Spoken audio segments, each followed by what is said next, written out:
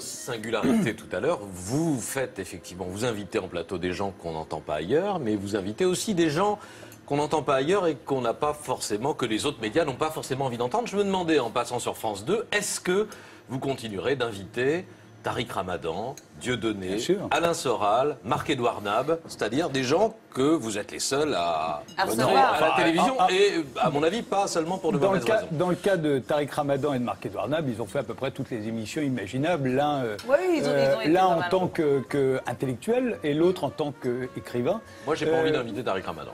Mais libre à vous de ne pas le faire. Je vous le dis. Non, mais vous dites, il fait du coup, il y a Patrick Compromis. Il fait toutes les émissions. Vous dites, bah non, il fait pas toutes les émissions. Oui, d'accord, mais enfin, vous faites une émission, vous faites le journal, vous ne faites pas une émission de débat intellectuel.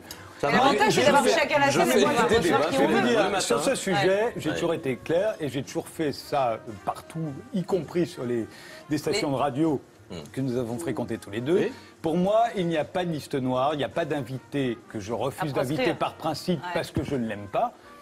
Voilà, je me l'interdis. Je suis sur le service public, c'est pas à moi d'inviter les gens en fonction de mes sympathies ou de mes antipathies. Voilà, c'était. Donc, à partir de ce moment-là, non, mais c'est pas seulement une question de sympathie ou d'antipathie. On a une responsabilité quand on anime une émission de débat public, on a une responsabilité, par exemple, de ne pas propager les thèses complotistes, de ne pas donner la parole à des cerveaux malades, parce que dans les gens que j'ai cités, je pense qu'il y a des cerveaux malades. Libre à vous de le penser. Des gens qui pensent que c'est un jugement, Patrick.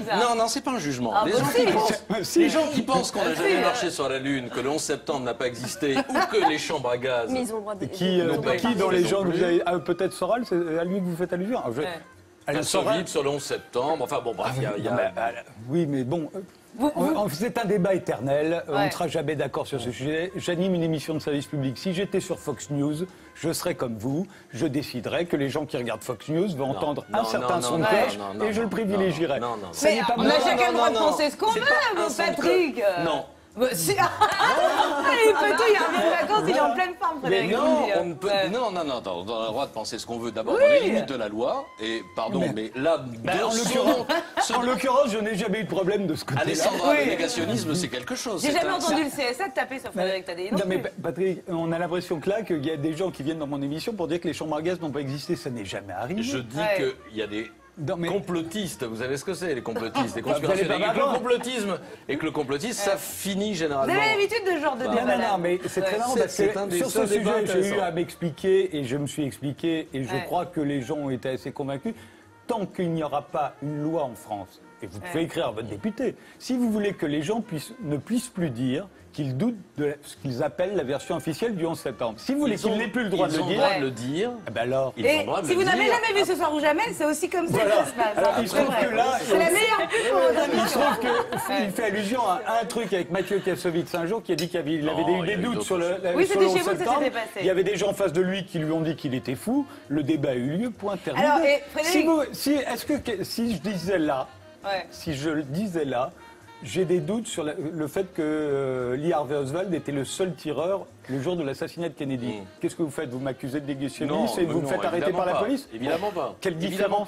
Quelle différence? Je pointe ça. Non, simplement vous dites... n'empêche qu'il vous a posé une question.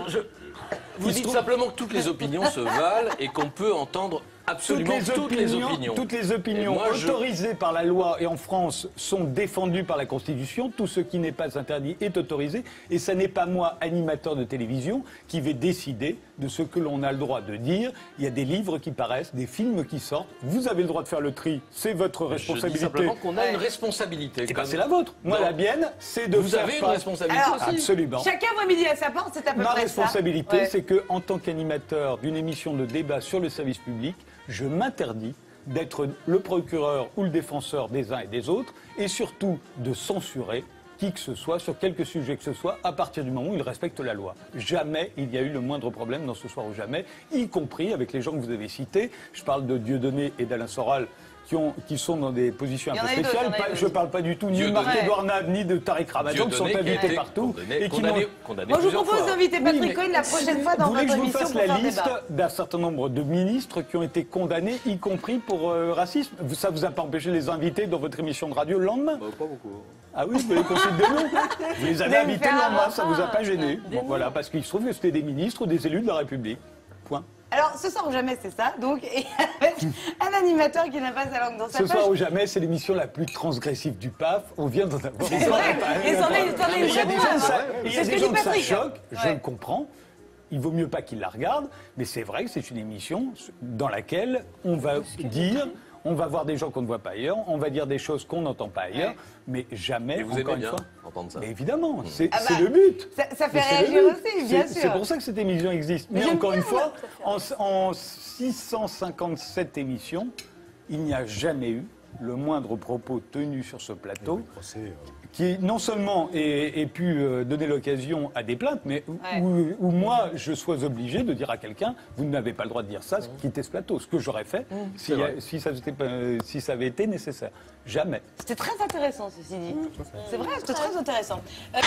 Frédéric, je rappelle que ce soir ou jamais, c'est sur France 2 à 22h35. Donc changez vos habitudes, les gens, et assistez à ce que vous avez vu là, en l'espace de 5 minutes à peine. Oui, ce sont les gens, évidemment. Enfin, voilà. Et vous verrez Mais- des tas de gens que vous ne rencontrerez jamais ailleurs, particulièrement pas dans Exactement. les émissions de Patrick. Exactement.